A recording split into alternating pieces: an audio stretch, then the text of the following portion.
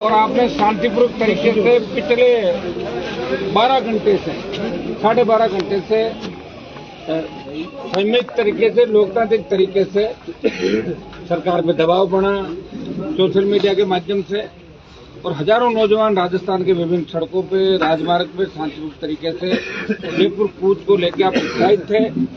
और हमारा मुख्य मुद्दा था रिया के अंदर जो अवैध बजरी निकल रही है, बजरी माफिया के खिलाफ जो आंदोलन हम कर रहे हैं, बजरी माफिया के खिलाफ सर्वे करा के इलीगल माइनिंग को रोका जाए।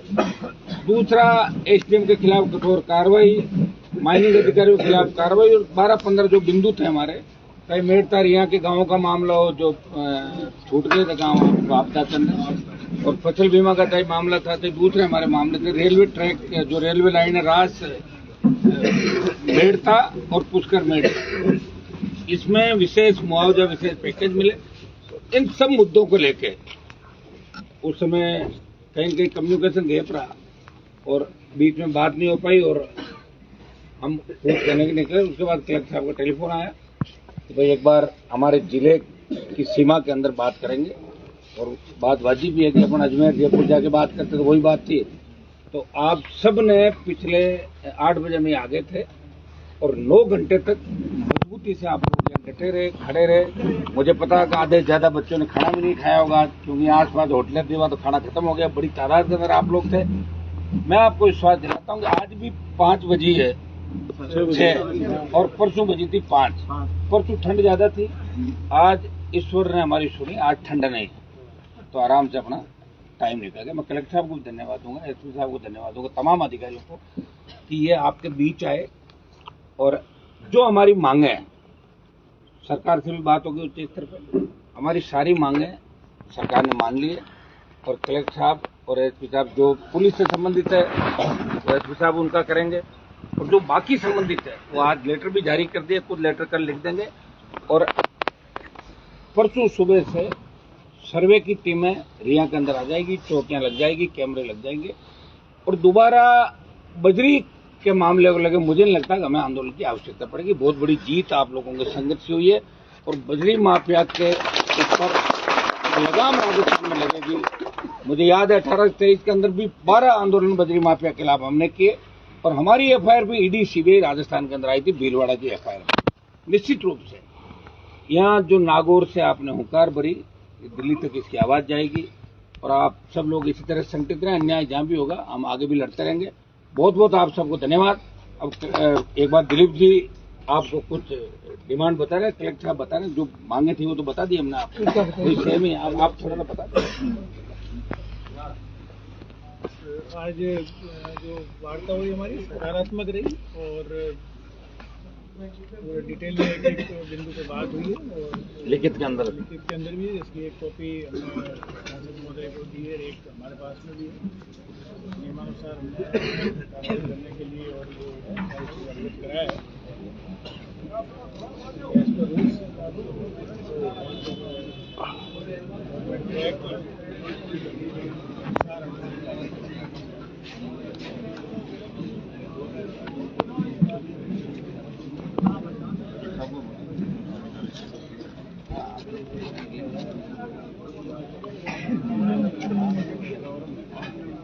एक मिनट, जो इशू थे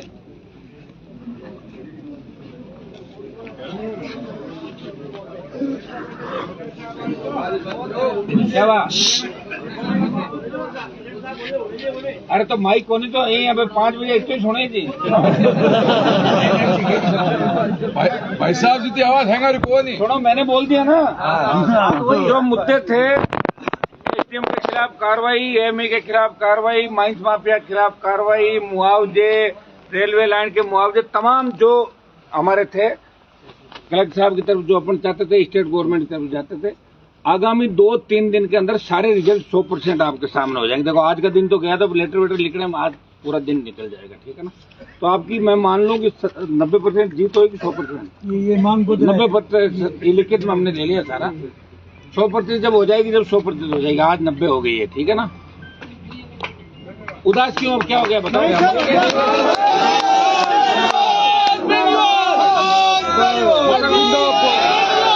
तो मैं कूच दोबारा करा देगा तो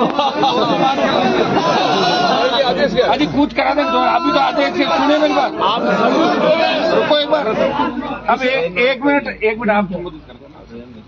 एक मिनट ऐसा बता रहे हैं जो वार्ता हुई है जिसमें प्रतिनिधि मंडल और प्रशासनिक अधिकारी, पुलिस अधिकारी सभी उपस्थित रहे। मुख्य रूप से अवैध खनन संबंधी जो मामला था, जिला पुलिस की तरफ से मैं सभी को आश्वस्त करना चाहूँगा कि अवैध खनन के प्रति जीरो टॉलरेंस की नीति है और इसी नीति के तहत आगे आने वाले समय में कार्य किया जाएगा। धन्यवाद। अब सब लोग है ना, सारा लिखित में हमने क्या हो गया। रुको एक मिनट हमने सारी चीजें है ना, ये सारी 15 जो अपनी डिमांड थी 15 सूत्री, ये सारा लिखित में हमने ले लिया। हमारे तीनों के कलेक्टर एसपी हमारे दिलीप जी के साइन नहीं कह रहा हूँ, ठीक है।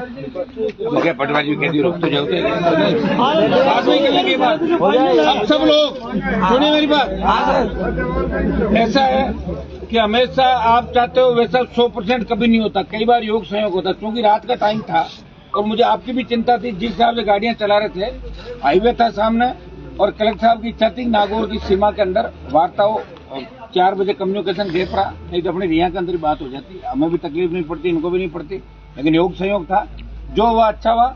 कूच अब वैसे 2.5-3 साल और कौन कूच करेगा, अपने को जब इच्छा और अब तैयार रहो आगे के, ऐसे नर्वस नहीं होना। ये सारे काम आपके जो आंदोलन बजरी का था, जो यहाँ भ्रष्टाचार बदमाशी हो रही थी, वो पूरे काम आज से शुरू हो गए और कल परसों शाम तक सारे काम जैसा आप चाहोगे, जैसा अपन चाह रहे हो, सारे काम आपके हो गए, लिखा लिया।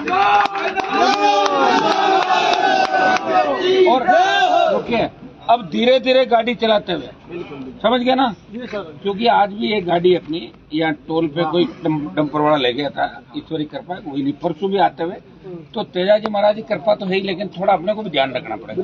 तो धीरे धीरे घर जाना है और तैयार रहना, कभी भी कूच या 12 घंटे 24 घंटे पहले जैसे भी अल्टीमेटम दे। अब आपको मैं धन्यवाद इस बात का दूंगा कि रिया के अंदर 36 घंटे में आपने 2 बार बड़ी रैली करी इस ठंड के अंदर खुद के साधनों से।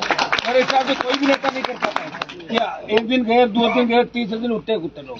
और आज भी कितनी तादाद में, और बगरू दूधू से लेके भाकरोटा तक उतनी तादाद में सब गाड़ियां खड़ी। इसलिए आज सब लोग जो सुन रहे हैं मुझे राजस्थान के, उसका मैं धन्यवाद दूंगा कि उन्होंने सोशल मीडिया मुझे ताकत दी, मेरे लिए गांव से उठ के जयपुर की ओर कूच किया। उन सबको मैं हाथ जोड़ कहना चाहता हूँ, एक बार अपने घनत्व पे गाँव लौटे, अपने घर लौटे और दोबारा हम फिर मुलाकात करेंगे। आगामी आंदोलन जब भी अपना होगा, सरकार में जहां भी अन्याय होगा वहां अपन चलेंगे और जवान किसान के हितों पे कभी भी कुठाराघात नहीं होने देंगे। सब लोग आराम से पधारें, जयकारे लगा दें। तेजाजी महाराज की जय, रामसा पीर की जय, बजरंग बली की जय। अब सारे लोग जाएंगे।